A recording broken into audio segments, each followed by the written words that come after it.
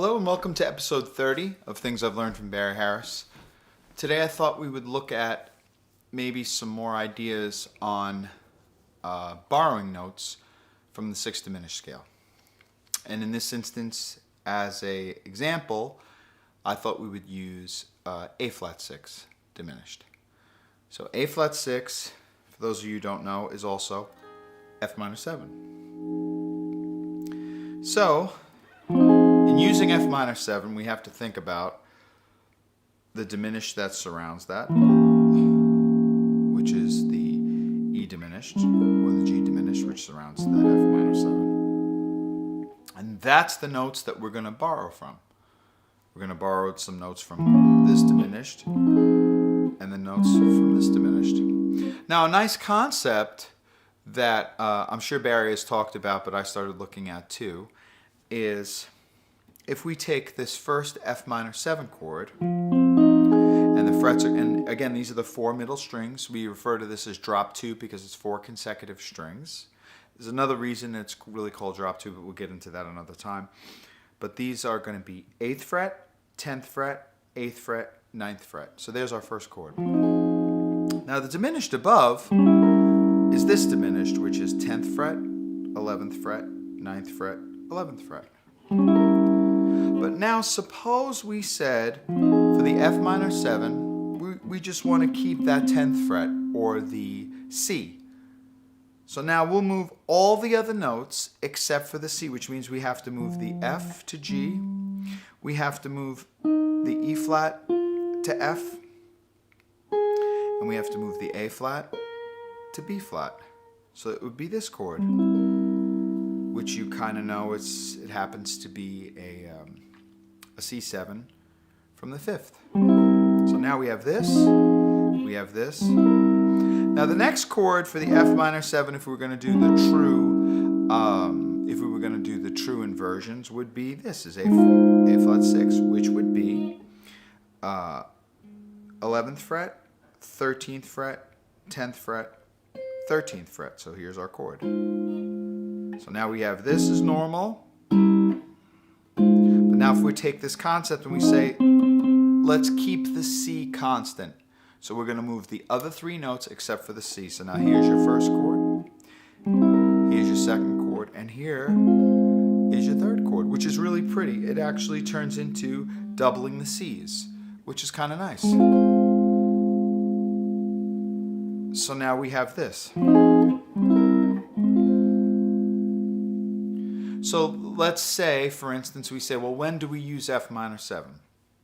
You could say, well, we use F minor 7 if it's the 2 chord of the key of E flat major.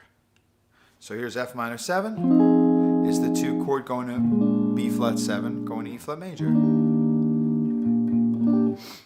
So if we look at this as a 2 chord, and then maybe we'll try to find a pretty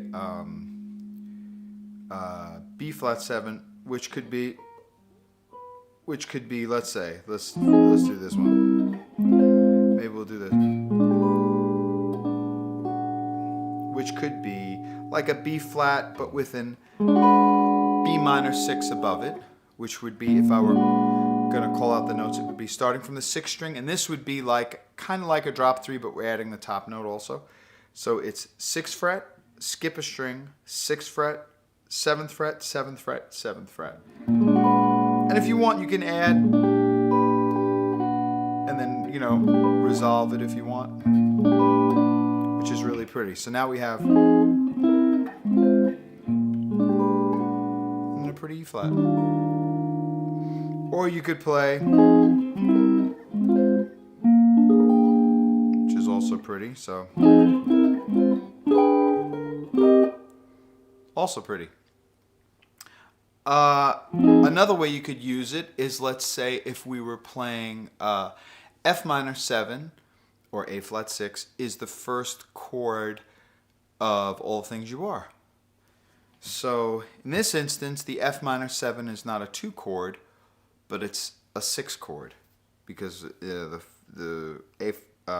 All Things You Are is in the key of A flat.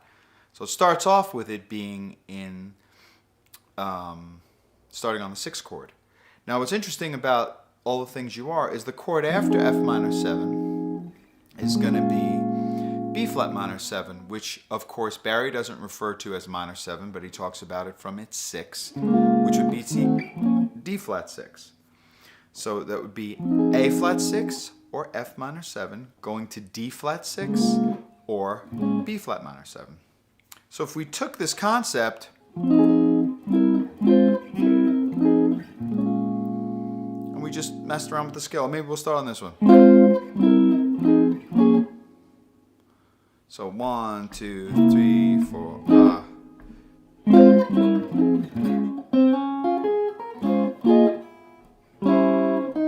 Or maybe we'll do a little bit of it for, what would it be for B flat? We'll say, that's the same thing. That's another way to do it for B flat. So then we could say maybe,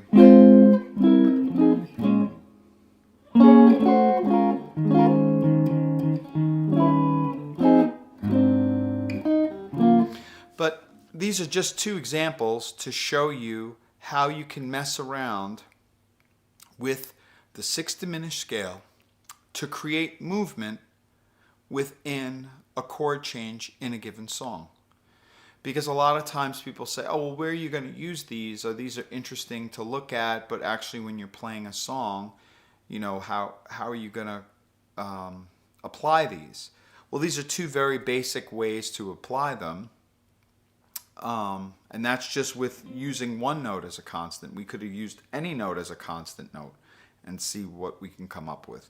But see, that's not for me to do, that's for you guys to do and take a look at it and maybe discuss it and make videos of your own just to see how it comes out. Now, part of the problem that I've always had is some of them are much easier to play on piano because you can move 2 and 3 fingers without worrying about the position of another finger like we have to on guitar. So what I ended up doing, whether this is right or wrong, I don't know, is just the ones that are more comfortable for me, those are the ones I use. So, but in order to find out which ones are comfortable for me, you have to just keep, you know, taking a look at all the different ones. I even like sometimes, here's the C is constant. So we did the C staying constant going up the scale, but the C, you can also go down the scale. So you could have started All the Things You Are using this chord. Oh, I'm sorry about that. Which is a really dissonant chord. But now I'm back to the regular F minor 7. So now you got, watch. That's a pretty way to start All the Things You Are.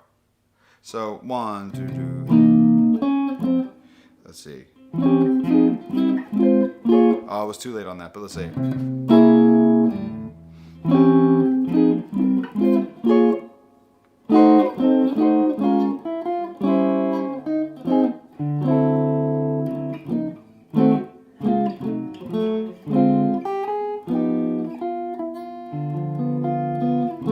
But it's just different ways to show you how to implement these ideas. Some of them are hard to get 4 notes out. That's why sometimes you only use 2 notes or 3 notes and so on. But these are really helpful and really important to developing your own style. And again, as I was emphasizing in the last video, I really feel like it's a disservice to refer to Barry and his methodology as just in the brackets of the king of bebop or a bebopper or the keeper of the bebop flame. I completely understand why people say that, but in a way it kind of shortens what he's really doing.